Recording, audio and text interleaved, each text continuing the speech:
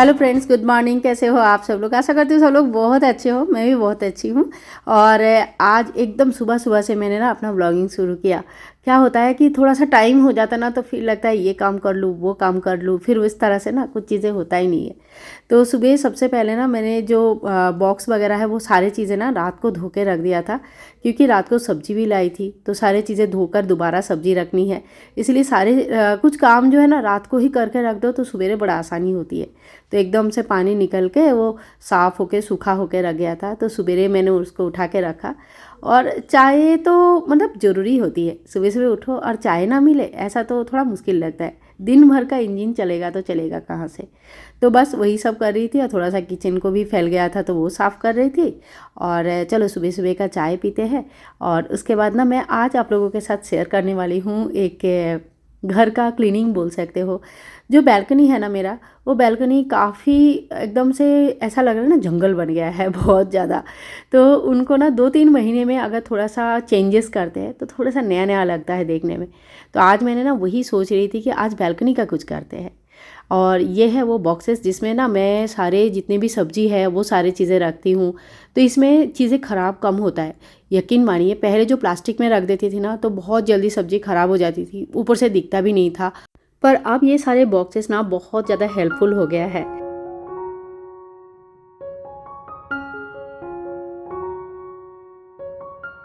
और ये सुबह सुबह का काम, अभी तक बच्चे सब लोग उठे भी नहीं है, तो सुबह सुबह का मैं सोचा क्यों ना तैयारी करके रख दे। तो जितना काम हो जाता है ना उतना चीज़ें आगे बढ़ जाती है, नहीं तो एक के बाद एक जमा होता रहता है। तो मैंने लेके आई थी पुदीना, धनिया, ये सारी चीज़ें स्टोर करना इस अपने आप में एक बहुत बड़ा चैलेंज होता है। ये सारी चीज़ें भी इसमें रह जाता है। नीचे एक जाली टाइप का रहता है जिसमें जो पानी होता है वो नीचे जमा होता है और ऊपर बिल्कुल भी पानी नहीं रहता है, तो चीज़ें एकदम से फ्रेश रहती है।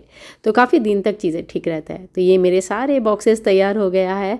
और कोई उठे ना उठे गोल्डी ज़रूर उठ जाएगा, वो आगे पीछे घूमता रहता है। और यहाँ मेरे फ्रिज में मैंने सारी चीज़ें रख दी।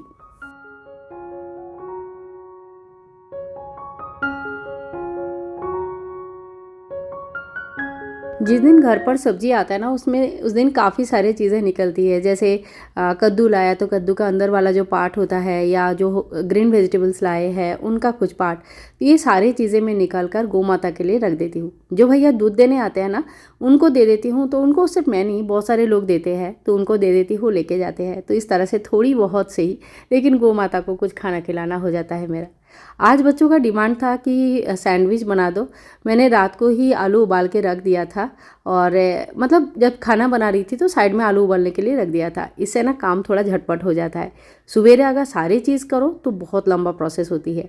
तो कभी कभी बच्चों का डिमांड रहता है, रोटी पराठा तो डेली खाते हैं, तो आज बनाया था सैंडविच और टेस्टी भी बनी थी, अच्छा लगा था। अब सोच रही थी घर का एक एक पार्ट पकड़ूँ और थोड़ा थोड़ा करके साफ़ सफाई शुरू करूँ। घर का क्लीनिंग करना अपने आप में बहुत बड़ा चैलेंज है। सही देखा जाए तो हम लोग काफ़ी बार क्लीनिंग करते हैं और कई बार ऐसा भी होता है कि क्लीनिंग करने के बावजूद वो फिर से थोड़े दिन में उसी जगह पे पहुंच जाता है। इसके लिए डिक्लटरिंग करना बहुत ज़रूरी है। इसमें आपको जो चीज़ आप यूज़ नहीं कर रहे हो, कई सालों से या कई महीनों से यूज़ नहीं कर रहे हो, और जब भी वो चीज़ आप निकालते हो आपको ऐसा लगता है कि वो चीज़ कुछ काम का नहीं है, तो सबसे पहले उस चीज़ को या तो अगर यूज़ करने लायक है तो किसी को दे दो, वो यूज़ कर लेंगे। और अगर ऐसा है कि एकदम से यूज़ करने लायक नहीं है तो उसको घर से निकालना ही सबसे बेस्ट होता है। डिक्लटरिंग अगर नहीं करोगे तो घर को साफ़ सफाई रखना बहुत मुश्किल होता है।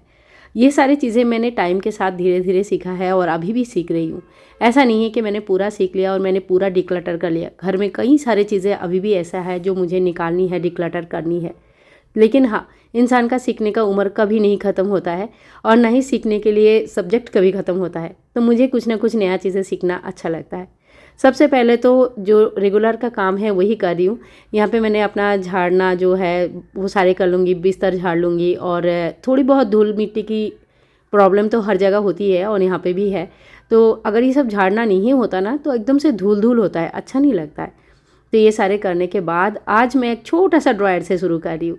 इसमें मैंने ना सारे थैली वगैरह रखती हूँ, तो सारे थैली निकाल के वही देख रही थी। कुछ कुछ थैलियाँ एक ऊपर से देखने में ठीक ही लग रहा है, लेकिन वो हैंडल के यहाँ पे पूरी तरह से फट गया है। उसको दोबारा जोड़ा भी नहीं जा सकता क्योंकि जूट है, वहाँ पे जोड़ने के बाद भी वो बार बार फट रहा है। तो इस तरह का चीज़ें जो होती है, और जो थैली ऐसे है जो सही में ज़्यादा कुछ काम का है नहीं और रेगुलर बेसिस पे यूज़ भी नहीं होता है। तो उन सभी चीज़ों को एक दो चीज़ रख दूँगी शायद जो काम आएगा, और बाकी सारी चीज़ों को मैं निकाल लूँगी। तो यहाँ पे मैंने थैलियों को अच्छी तरह से तैयार कर लिया और एक ड्रॉयर मेरा तैयार हो गया। और ये कुछ चीज़ें ऐसी थी जो ऐसे ही घुसा पड़ा था, जो कुछ काम का नहीं था, इनको हम डिक्लटर करेंगे यानी कि डिस्कार्ड कर देंगे।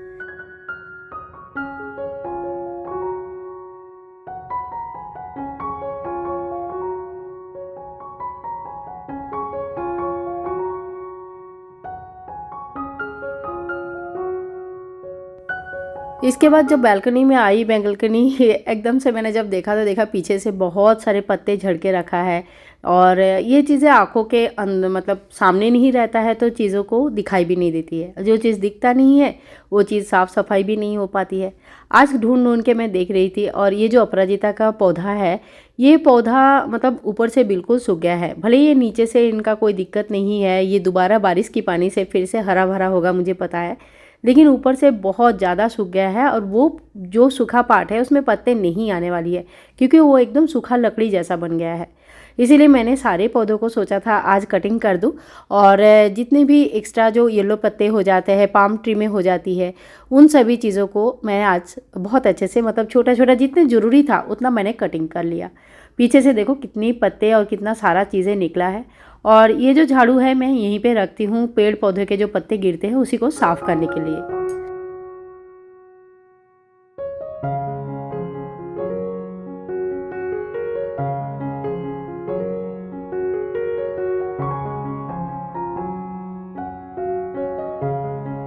कुछ पौधों का यहाँ पे जगह चेंज करूँगी, कुछ पौधों को यहाँ से हटाऊँगी, दूसरी जगह रखूँगी। इस तरह से चीज़ों को थोड़ी सी इधर उधर करने से ना एकदम से नया दिखता है।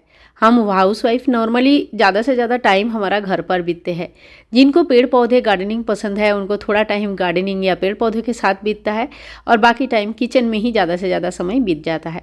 इसीलिए किचन या गार्डन, ये जो है घर की मंदिर, ये सारी जगह जहाँ पे हमारे गृहिणियों का ज़्यादा समय बीतता है, ये अगर सुंदर सा सजा हुआ रहता है ना तो हमें कहीं ना कहीं खुशी देती है। और वो चीज़ें जब अपने हाथों से करते हैं तो और अच्छा लगता है। यहाँ पे बहुत सारे लोग ऐसे भी हैं जो हर समय माली को बुलाते हैं। माली पूरी तरह से बालकनी को बहुत अच्छे से सजा के जाते हैं। नो डाउट वो देखने में बहुत सुंदर लगता है, लेकिन वो है कि अपने हाथों से कोई चीज़ किया हुआ जो खुशी देती है ना, वो कुछ अलग ही होता है। मेरा जो पाम ट्री है वो मैंने यहाँ से हटा के बरामदा में रखा था बालकनी में, ताकि उसको अच्छे से धूप मिल सके। अब ये एरिया में धूप आने लग गई है। ठंडियों में यहाँ पे धूप बिल्कुल नहीं आती है, इसीलिए यहाँ पे कोई पौधा मैं नहीं रखती हूँ। लेकिन अब जो यहाँ पे धूप आती है ना, तो यहाँ पे मैंने पाम ट्री और एक है, उसका नाम नहीं पता मुझे, वो मुझे किसी ने गिफ्ट किया था, तो वो भी मैंने रख दिया। ध्रुपद यहाँ पे कर रहा है ड्राइंग। थोड़ा बहुत इनको आदत दिला रही हूँ कि वैसे ना वो बहुत अच्छा ड्राइंग करता था, लेकिन धीरे धीरे वो आदत उसकी छूटती जा रही है। मैं चाहती हूँ अपना कंप्लीट करे। मुझे भी ड्राइंग बहुत पसंद था, लेकिन अब मेरा भी समय नहीं होता है करके मेरा भी ये आदत पीछे चला गया है। लेकिन सच्ची में अगर ड्राइंग करो ना तो बड़ा अच्छा लगता है, बहुत ही रिलैक्सिंग फील होता है। अब पेड़ पौधों को मैंने सजा दिया अपनी अपनी जगह पे, जिनको जहाँ रखना था उस हिसाब से मैंने रख दिया, और देखने में बहुत ही क्लीन और अच्छा भी लग रहा है।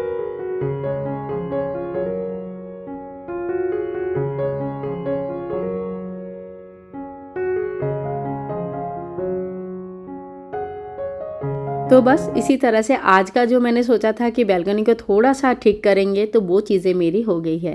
टाइम टाइम पे मैं अपना पेड़ पौधों को चेंज नहीं करती हूँ। बहुत जगह पे आदत रहते हैं कि हर सीजनल फ्लावर लगाना, सीजनल के हिसाब से चलना अच्छा तो लगता है सही में, लेकिन जो पौधे मेरा ऑलरेडी है मैं उनसे भी बहुत प्यार करती हूँ, तो उनको हटाना मुझे बिल्कुल अच्छा नहीं लगता।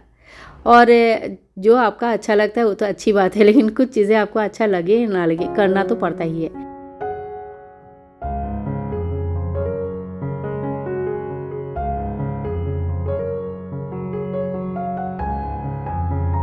ग्रॉसरी में जो जब ख़त्म होता है उसी वक्त वो भर देती हूँ, तो इससे क्या होता है ना, मुझे कभी भी ऐसा नहीं लगता कि ये चीज़ है नहीं है, क्या करना है। मुझे बस पता चलता है कि हाँ ये चीज़ ख़त्म हो गया है, ये रख देना है। कोई चीज़ नया आया है उसको तुरंत उसको रख दिया जाता है। और एक छोटी सी कॉपी में मेंटेन करती हूँ जिसके ऊपर जब जो चीज़ ख़त्म हो गई उसको लिख देती हूँ कि आज मेरा मसूर के दाल ख़त्म हो गया, तो नेक्स्ट टाइम जब भी मुझे कुछ मंगाना है तो मुझे मसूर के दाल भी उसके साथ मंगानी है। ये मुझे बहुत ही हेल्पफुल होता है। पहले ना मैं भूल जाती थी क्या ख़त्म हुआ क्या नहीं है, मैं कभी लिस्ट नहीं बनाती थी। अब मुझे लिस्ट बनाने की ज़रूरत नहीं है, मैं सामने एक छोटी सी डायरी टांग के रखती हूँ किचन में, और उसमें जाके मैं बस लिख देती हूँ कि ये चीज़ें मेरी ख़त्म हो गई है, और इसी से मेरा लिस्ट अपने आप बनती चली जाती है। और इसके बाद आज था बुधवार, तो मैंने भी ग्रीन कलर का ड्रेस पहना, और ठाकुर जी का ये जो ड्रेस है ना राधा रानी का, ये भी ना सी ग्रीन है। पता नहीं ये मतलब फ़ोटो में ये क्यों ब्लू दिख रहा है, ये ब्लू बिल्कुल नहीं है, ये सी ग्रीन कलर है, बहुत सुंदर कलर है, थोड़ी सी ग्रीनिश टच है इसमें। तो मैंने आज वही ड्रेस पहनाया और साथ में ही मैंने अपना पूजा भी कर लिया।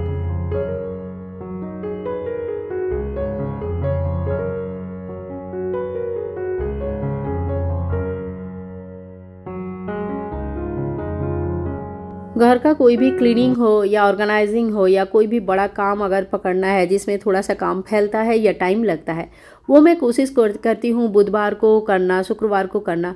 गुरुवार के दिन वैसे थोड़ा सा मुझे एक्स्ट्रा टाइम लगता है। अभी मैंने लक्ष्मी घट की स्थापना किया है, आप लोगों के साथ शेयर किया था, तो उन सभी चीज़ों के लिए थोड़ी बहुत टाइम तो लगता ही है। इसीलिए गुरुवार के दिन काम ज़्यादा नहीं फैलाती हूँ और कोशिश करती हूँ कि ये सारी चीज़ें मैं या तो बुधवार कर लूँ या तो दूसरे किसी दिन कर लूँ, गुरुवार को छोड़कर। और इसके बाद खाना बनाना शुरू किया। आज बनेगी पालक की सब्ज़ी, दाल भात, एक और कोई सब्ज़ी बनाऊंगी, अभी तक ठीक नहीं किया, तो वो बनाएंगे। और फ्रेंच फ्राइज़ है, मतलब आलू का जो आलू भाजा होता है बेसिकली, वो बनाएंगे। तो इन सभी चीज़ें हैं, पापड़ तो साथ में होता ही है। और अभी आ गई है गर्मी, तो इसके लिए थोड़ी सी सलाद भी ज़रूर रखेंगे।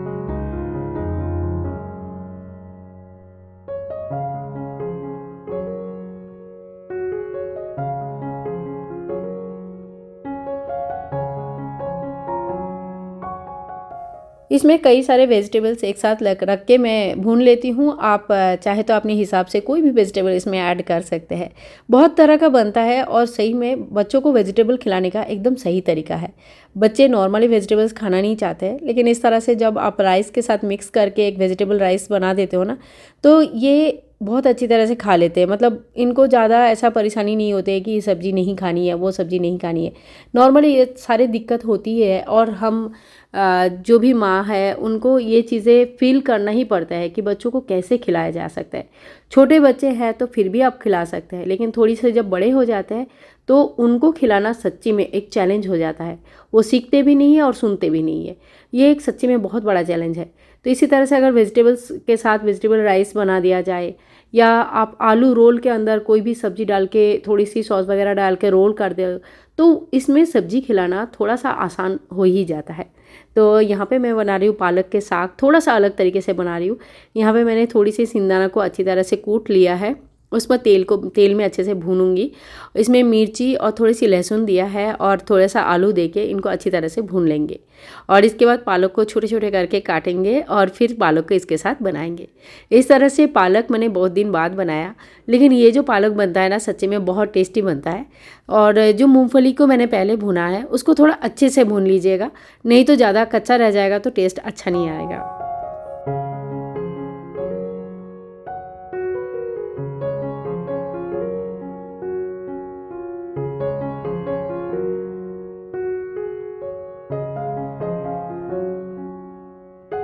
और मेरा खाना बनाते बनाते उधर नंदिनी भी नहा लिया, उसने भी अपना पूजा कर लिया। घर के सभी मेंबर को अपना थोड़ी बहुत पूजा जरूर करनी चाहिए।